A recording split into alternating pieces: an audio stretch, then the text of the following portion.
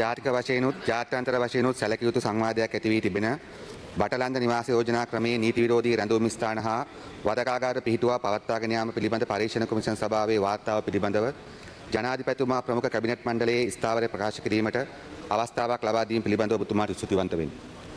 1977 දී 6/5 බහුතර බලයක් සහිත බලයට පත් වූ එක්සත් ජාතික පක්ෂ ආණ්ඩුව ජනමත විචාරණයකින් තොරවම විධායක ජනාධිපති ක්‍රමය ස්ථාපිත කළ බවත් බලයට පත් වූ 1977 වසරේ ශ්‍රී ලංකාවේ දෙමළ ජනතාවට හා විරුද්ධ දේශපාලන පක්ෂ සමාජිකයන්ට එරෙහිව දැවැන්ත ප්‍රචණ්ඩත්වයක් මුදාහල බවත් බලය ලබාගෙන වසරක් ගතවනවා සමගම 1978 දී ත්‍රස්තවාදය මර්ධනය කිරීමේ පනත් වැනි අතිමර්ධනකාරී පනත් ගෙනවිත් ප්‍රජාතන්ත්‍ර විරෝධී නීති ක්‍රියාවට නැගීම ආරම්භ කළ බවත් 1980 දී වෘත්ති අරගලයක් කළ රාජ්‍ය සේවකයන් ලක්ෂයකගේ රැකියා අහෝසි කළ බවත් 1981 දී යාපනයේ පැවති සංවර්ධන සභා ඡන්දය අමුවේ මංකොල්ල කෑ බවත් එහිම ප්‍රතිඵලයක් ලෙස යාපනයේ පුස්තකාලයට ගිනි තබා විනාශ කළ බවත් නිසි කලට පැවැත්විය යුතු පාර්ලිමේන්තු මැතිවරණය නොපවත්වා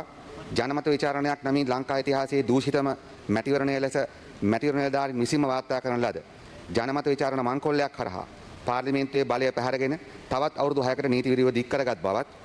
මෙරට ප්‍රජාතන්ත්‍රවාදී වෘත්තීය සමිති ජනමාධ්‍යවේදීන් ශිෂ්‍ය සංගම් සාහිත්‍යවේදීන් ආගමික නායකයන් මර්ධනය කරමින් පැමිණ 1983 කළු ජූලියේදී දෙමළ ජනතාවට එරෙහි ජාතිවාදී සංහාරයක් එවකට පැවති ආණ්ඩුවේ නායකත්වයේම මෙහෙවා රටක දශක 3ක සිවිල් යුද්ධයකට ඇද දැමූ බවත් එවක එක්සත් ජාතික පක්ෂ ආණ්ඩුවේ ඇමතිවරු විසින්ම සිදු කරන ලද කළු ජූලියම යොදාගෙන ජනතා විමුක්ති පෙරමුණ ඇතුළු වාමාංශික පක්ෂ කිහිපයක් තහනම් කර ඒවායේ අයිතිවාසිකම් උල්ලංඝනය කර ජනමත විචාරණ මංකොල්ලයට එරෙහි ජනතා විමුක්තියේ නායක රෝහණ විජේවීර සහෝදරයා විසින් ගොනු කර තිබූ පෙස්සම නිෂ්ප්‍රභාවන පරිදි කටයුතු කළ බවත් 1983 ආරම්භ කරන ලද නීති විරෝධී ප්‍රජාතන්ත්‍ර විරෝධී මර්ධනකාරී පාලනය ක්‍රමයෙන් රාජ්‍ය ත්‍රස්තවාදය එකම පාලන ක්‍රමය බවට පත් කරගත් මිනිමරු ඒකාධිපති පාලනයක් ලෙස කටයුතු කළ බවත් එවකට සිටි පාලකයන් විසින් කෙතරම් තදින් වලලා දමනට උත්සාහ කළද කෙතරම් තදින් ඉතිහාසය විකෘති කර ලියා තිබුණද ජනතාව විසින් ජනතාවගේ ඉතිහාසය ලිවීම ආරම්භ කර ඇති යුගයක් පසුගිය සැප්තැම්බර් 21 වෙනිදායින් පසු උදා වී තිබෙන බව ඔබතුමා හොඳින් දන්නා කරුණකි. එම ඒකාධිපති භීෂණකාරී 1987-1990 සිවිල් යුද වකවානුවේ එම ආණ්ඩුවේ මැදිහත් වීමෙන් කරන ලද දහසකුත් එකක් අපරාධ අතරින් බටලන්දේ පවත්වාගෙන ලද මහා පරිමාණ ඝාතකාගාරයක් පිළිබඳව සිදු කරන ලද ජනාධිපති කොමිෂන් වාර්තාව පිළිබඳව මේ වෙන විට ජාතික හා ජාත්‍යන්තර උනන්දුවක් ඇති වී තිබේ. ගරු කතානායකතුමනි 1977-1994 දක්වා පැවති එක්සත් ජාතික පක්ෂ ආණ්ඩුව පරාජයට පත් කර 1994 දී සිදු වූ ආණ්ඩු පෙරළියේ සාරය වූයේම මෙම නීති විරෝධී ප්‍රජාතන්ත්‍ර විරෝධී ඒකාධිපති භීෂණකාරී පාලනය බිඳ දමා එම 17 වසරක සාපේට එරෙහිව යලි ප්‍රජාතන්ත්‍රවාදය ස්ථාපිත කිරීමයි. එම 17 වසරක අඳුරු යුගය තුළ රාජ්‍ය ත්‍රස්තවාදය විසින් මරා දමන ලද දසදහස් ගණන් ජනතාවට යුක්ති ඉටු කිරීමයි. සූරියකන්ද වැනි සමූහ මිනිවලවල් පිළිබඳවද බටලන්ද ආදී වදකාගාර පිළිබඳවද එවකට සිටි නායකයන් ඒ ස්ථානවලටම ගොස් හිරිදරව් කිරීමේදී ජනතාව බලාපොරොත්තු වූයේ එම යුක්ති ඉටු කර ගැනීමයි. තම ආදරණීයන්ට සිදු වූයේ කුමක්ද යන්න දැන ගැනීමයි. එම ඝාතකයන් නීති හමුවට පැමිණවීමයි. එම ක්‍රූර පාදඩ දේශපාලන සංස්කෘතිය සදහටම අවසන් කිරීමයි. ඒ අනුව 1995 සැප්තැම්බර් මාස 21 වන දින 1948 අංක 14 දරන පරීක්ෂණ කොමිෂන් සභා පනතේ දෙවන වගන්තිය ප්‍රකාරවද නැවතත් 1995 දෙසැම්බර් මාස 15 වන දින නව අධිකාරී පත්‍රයක් මගින්ද 1995 දෙසැම්බර් මාස 19 වන දින අංක 902/8 දරන අතිවිශේෂ ගැසට් පත්‍රය මගින්ද මෙම බටලන්ද නිවාස යෝජනා ක්‍රමයේ නීති විරෝධී රැඳවුම් ස්ථාන හා වදකාගාර පිහිටුවා පවත්වාගෙන යාම පිළිබඳ පරීක්ෂණ කොමිෂන් සභාව එවකට ජනාධිපති චන්ද්‍රිකා බණ්ඩාරනායක මහත්මියගේ නියෝගයකින් ස්ථාපිත කෙරිණි. කොමිසමේ කාල සීමාව වරින් වර දීර්ඝ කිරීමෙන් පසුව එහි අවසන් වාර්තාව 1998 මැයි මාස 21 වෙනිදා එම කොමිෂන් සභාවේ ලේකම් ජී.කේ.ජී. පෙරේරා මහතා විසින් ජනාධිපති ලේකම්වරයා අමතා යවා තිබෙන මෙම ලිපියෙන් සනාථ වේ. උපුටා ගැනීම. ජනාධිපති ලේකම්